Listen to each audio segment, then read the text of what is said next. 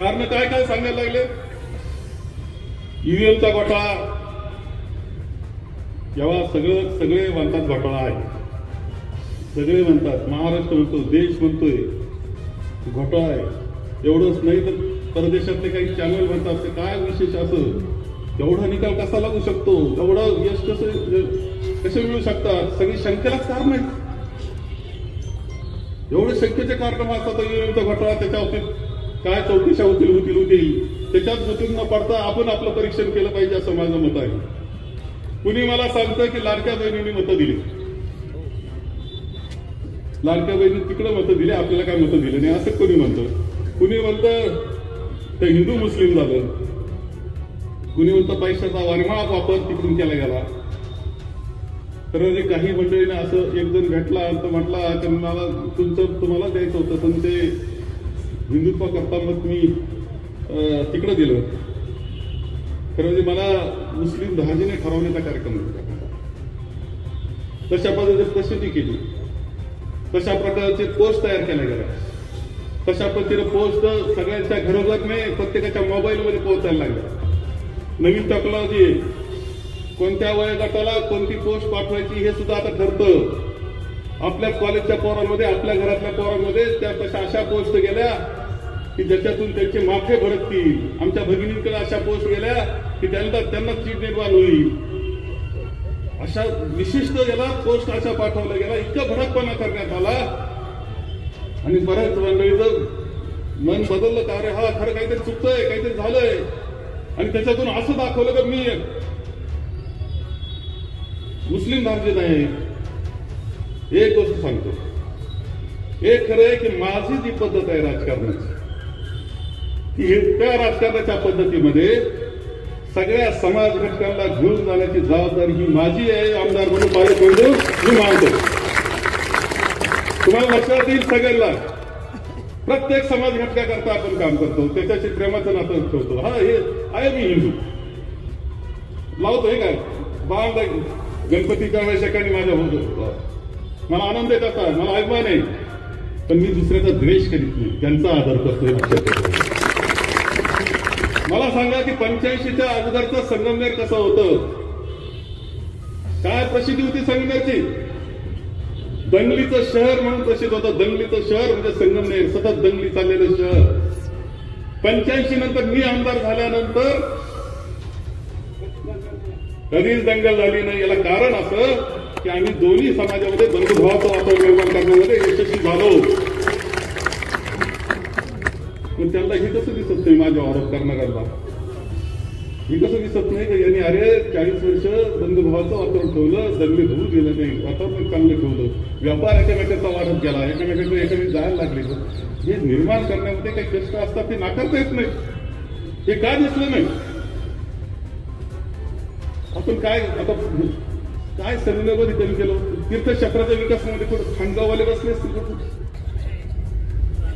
खानगाव पहा, रामेश्वर पहा, कोणतेही तीर्थस्थानं आपले पहा, सुंदर तीर्थस्थानं, सगळ्यात चांगले महादेवाचे येथे तीर्थस्थानं आपण निर्माण केले, मोठ्या मोठ्या निधी आणून. मध्यंतरी काही निधी सतीशना सुद्धा आणून दिला. सुंदर तीर्थस्थान आहे. माझ्यावर आरोप करणाऱ्याला हे काय दिसलं नाही की एवढे सुंदर तीर्थस्थानं आम्ही निर्माण करून केले, त्याच्याकरता प्रयत्न केले, हे त्यांना काय दिसत नाही? अरे आता खरं सांगतो की इथल्या काही हिंदू संघटनांना माझी इच्छा एकच, थोडासा राग प्रकारे करू, गडबडी ना करू, बंदली झालेली पाहिजे याची काळजी घ्या. त्यांचा द्वेष कधी केला नाही आपण. अरे आमची जयाताई गणपती विसर्जनाच्या कार्यक्रमामध्ये बजरंग दल आणि ती एकत्र, तुम्हाला नाही दिसलं त्याच्यामध्ये आमचं सगळ्या समाजाला बरोबर घेऊन जाणारं चित्र तुम्हाला का नाही आठवलं त्यावेळेस? ते सगळे एकत्र असतात यावेळेस. काही ठिकाणं अशा असतात की ते सगळ्यांनी एकत्र आलं पाहिजे, एका विचाराला आलं पाहिजे, चाललं पाहिजे, तर सगळ्या समाजाला बरोबर घेत चाललं पाहिजे. हे केलं नाही आम्ही, कधी द्वेष केला नाही. आणखी एक गोष्ट सहज सांगेल, मध्यंतरी हिंदूचा मोठा मोर्चा झाला, आम्हाला टेन्शन आलं. काही मंडळीचा, तुमच्या नव्हतं संघवाल्यांचं, काही मंडळीचं होतं का संघ तालुक्यात दंगली कशा घडतील याचा प्रयत्न करण्याचा प्रयत्न काही लोकांचा होता, नाकारता येत नाही. तुमचं स्वास्थ्य निवडायचं होतं, त्याच्याकरता धडपड त्यांची चालली होती. कोणाची मॅनेजमेंट होती मुद्दाम तपासून पहा. तेव्हा त्याच्यात आपले शहरी सुरते सगळे माणसं होते, शांततेला पार पडलं, मी नाकारत केली. सामनापूरला एक घटना घडली. मी त्यावेळेस आपल्या निळवंड्याच्या पाटाचं पाणी पूजन केलं होतं निळवंड्याला, त्यावेळेस मी बोललो. दुर्दैवाने काही त्याच्यामध्ये मला थोडंसं धक्काबुक्की झाली आणि त्याच्यामध्ये जे मुलं होते ना ते दुसऱ्या तालुक्यातले होते. 15 पोरं दुसऱ्या तालुक्यातले सापडले, त्यांना अटक झाली.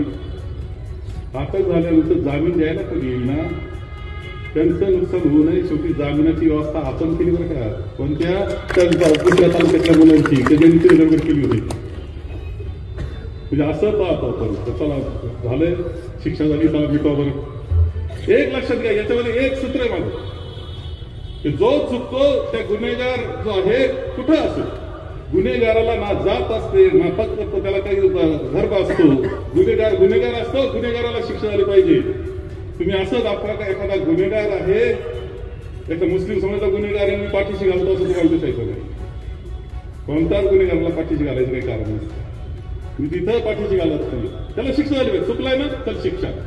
तर त्याच्याकरता अख्ख्या समाजाला दोषी धरायचं हे योग्य नसतं. हे आम्ही कायम सांगतो, तर गुन्हेगाराला तुम्ही एका शिक्षा करा. आता मंडळी, आता इथं शेडगावला आणि रविपूरला गट ऑफिस काढले, नोंदी द्या म्हणायला लागले. तिथे प्रवरा कारखान्याचं गट ऑफिस आता रविपूरला आणि शेडगावला काढण्यात आलेलं आहे, तिथे नोंदी द्या म्हणायला लागले. एवढं धाडस कसं व्हायला लागलं की आपल्याकडे गट ऑफिस काढायचं? त्याचा अर्थ असा, एक लक्षात घ्या तुम्ही सगळेजण, माझं वाक्य लक्षात घ्या, तुम्ही सगळे वाक्य लक्षात घ्या, तुमच्या जीवनाशी निगडीत असलेली गोष्ट मी बोलतोय. हे गट ऑफिस काढणं रविपूरला आणि शेडगावला, याचा अर्थ असा की हा हल्ला तुमच्या सहकारी संस्थेवर सुद्धा सुरू झालेला आहे. ह्या सहकारी संस्था साखर कारखान्यावर हल्ला सुरू झाला, तिथे गट ऑफिस काढणं, ऊसाच्या नोंदी घ्यायचे म्हणतात, तिथून ऊस न्यायचा म्हणतात, असं काहीतरी सुरू झालेलं आहे. एंट्री तिकडून केलेली आहे. आत्मविश्वास थोडा वाढलेला आहे त्यांचा असं दिसतंय. काही काही नाही, तालुक्यात आपण आता काही अडचण नाही आपल्याला. आता आमदार आपला आहे, आता गट ऑफिस काढा, कारखान्यावर आता चढाई करू, कारखाना संपून टाकू. पण हत्यार मात्र नवीन झालेला आमदार हे विसरू नका. त्यांचा हत्यार हा आमदार आहे तुमचा नवीन झालेला. लक्षात ठेवा माझं वाक्य, हे तुमच्या जीवनाशी निगडीत आहे. हत्यार म्हणून वापरलं जाणार आहे. संगमेर तालुक्याचा विकास मोडण्याकरता म्हणून हे हत्यार वापरलं जाणार आहे, हे विसरू नका. हे माझं वाक्य लक्षात घ्या.